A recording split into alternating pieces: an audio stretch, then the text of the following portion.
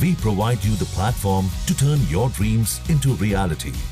Give wings to your aspirations with KR Mangalam University.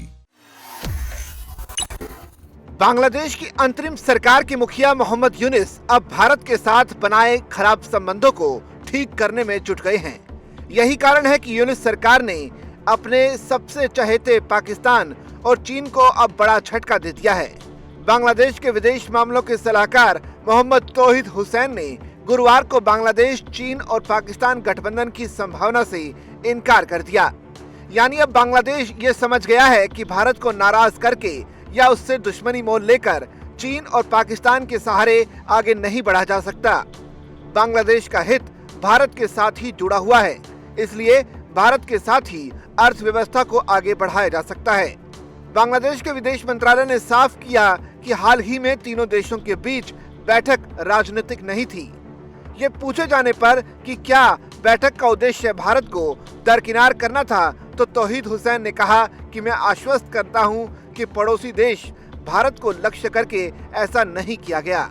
विदेश मंत्रालय ने पहले एक बयान में कहा था कि बांग्लादेश, चीन और पाकिस्तान के प्रतिनिधियों ने कुनमिंग में चीन दक्षिण एशिया प्रदर्शनी और चीन दक्षिण एशिया सहयोग मंच के अवसर पर बैठक की थी। चीन और पाकिस्तान ने इस बैठक को लेकर अलग अलग बयान जारी किए थे। चीन ने इस बैठक में तीन पक्षों के बीच सहयोग पर व्यापक चर्चा की बात कही थी और अच्छे पड़ोसी के तौर पर आगे बढ़ने पर सहमति व्यक्त की थी।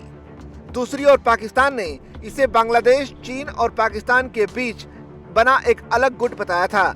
बांग्लादेश के पूर्व कार्यवाहक विदेश सचिव रुहुल आलम सिद्दीकी ने चीनी उप विदेश मंत्री सुन वेइडोंग और पाकिस्तानी के अतिरिक्त विदेश सचिव इमरान अहमद सिद्दीकी के साथ बैठक में ढाका का प्रतिनिधित्व किया था। न्यूज एजेंसी पीटीआई की रिपोर्ट के मुताबिक तौहीद हुसैन से जब पूछा गया कि क्या ढाका इस बात से इनकार करता है कि चीन और पाकिस्तान ने इस बैठक के बारे में जो बताया वो गलत था, इस सवाल के जवाब में उन्होंने कहा कि किसी भी चीज से इनकार करने की कोई जरूरत नहीं है। हालांकि उन्होंने जोर देकर कहा कि ये कोई बड़ी बात नहीं थी और न ही कोई छिपी हुई बात थी। उन्होंने कहा कि बैठक में मुख्य रूप से कनेक्टिविटी और अन्य मुद्दों पर चर्चा हुई। हमें सच्चाई को स्वीकार करना चाहिए। भारत और बांग्लादेश की पिछली सरकार के बीच जिस तरह से गहरे संबंध थे और जिस तरह के संबंध भारत ने स्थापित किए थे, हमारे साथ मौजूदा संबंध उस तरह के नहीं हैं। एक सवाल के जवाब में उन्होंने कहा कि अगर भारत बांग्लादेश और नेपाल के साथ ऐसी बैठक करना चाहता है तो ढाका बैठक करने में जरूर दिलचस्पी दिखाएगा।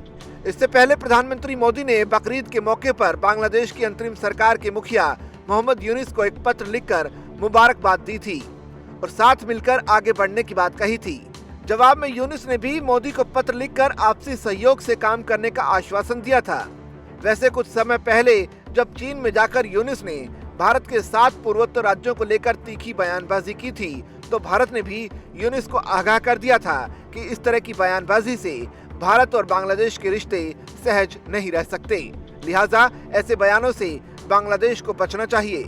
देखना होगा कि परस्पर सहयोग की बात करने वाला बांग्लादेश अब आगे कैसे भारत के साथ मिलकर काम करता है।